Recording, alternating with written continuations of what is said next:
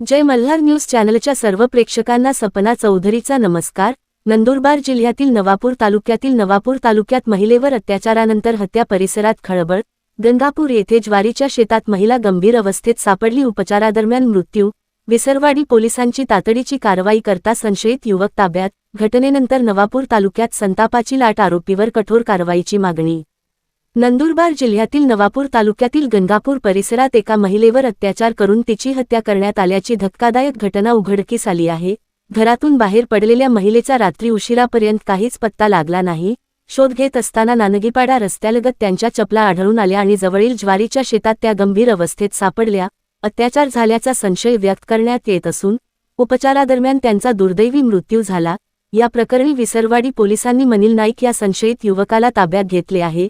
घटनेनंतर परिसरात तीव्र संताप व्यक्त होत असून आरोपीवर कठोर कारवाईची मागणी नागरिकांकडून होत आहे। या घटनेचा पुढील तपास सहाय्यक पोलीस निरीक्षक नरेंद्र साबळे करीत आहेत। नवापूर प्रतिनिधीसह सपना चौधरी, जय मल्हार न्यूज, नंदुरबार।